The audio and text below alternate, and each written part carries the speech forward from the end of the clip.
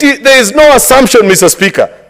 I know each and every part of the country is complaining about this particular issue. But the difference between us and our critics, Mr. Speaker, is that we are honest with our people, telling them that this is a cause, this is the reason why we are facing this particular situation, but there is hope in the hinterland, Mr. Speaker, that the things that we are doing today are for a better 2024, a better 2025, and an even more prosperous 2030s, Mr. Speaker. Otherwise, Mr. Speaker, if we decided to run a subsidized economy like our colleagues were doing, Mr. Speaker, you will know for a fact that despite the fact, Mr. Speaker, that many people are speaking about the challenges in the fuel sector, for example, you know, Mr. Speaker, that at the time of the coming in of this administration, thanks to the fuel subsidy program that was being run, this present financial year, Mr. Speaker, as we speak today, we are clearing a debt of close to 80 billion Kenya shillings, paying for previous fuel that Kenyans consumed, was not paid for, Mr. Speaker, but it passed and parcel of the bills that we are living today. Up to how long, Mr. Speaker? Senator Aaron, do you want to be informed by Senator Eddie? Until, first of all, he learns, Mr. Speaker, how to seek, Mr. Speaker, the attention of the Speaker. That is, you know, Mr. Speaker, in this house you graduate and learn.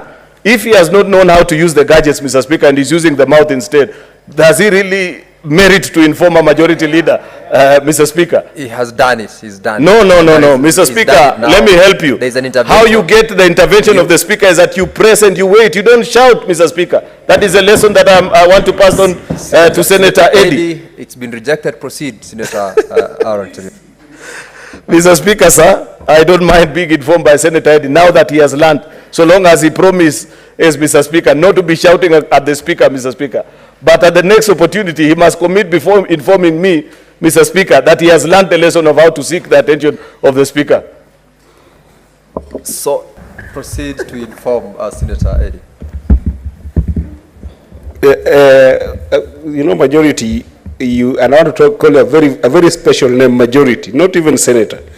You have talked about a very patent issue on the issue of taxation.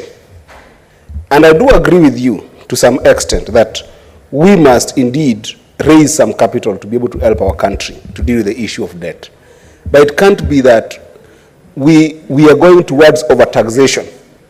Because what I want to inform you about is that when you raise the taxes to the extent that we have seen them raised in the past few months, majority, even when you like it or not, businesses have to make a business decision.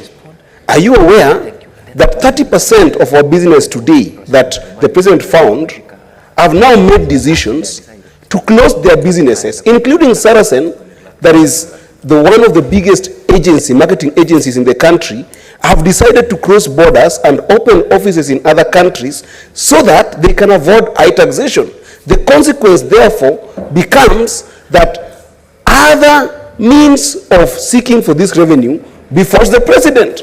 And that is why the president now is forced to start looking for resources in other places like ID cards, death certificates, and other things that cannot raise revenue. So high taxation is what we're talking about, and I want to urge you, majority, that let us think about moderate taxation and not this high taxation that is killing business in this country. No, this is a point of information.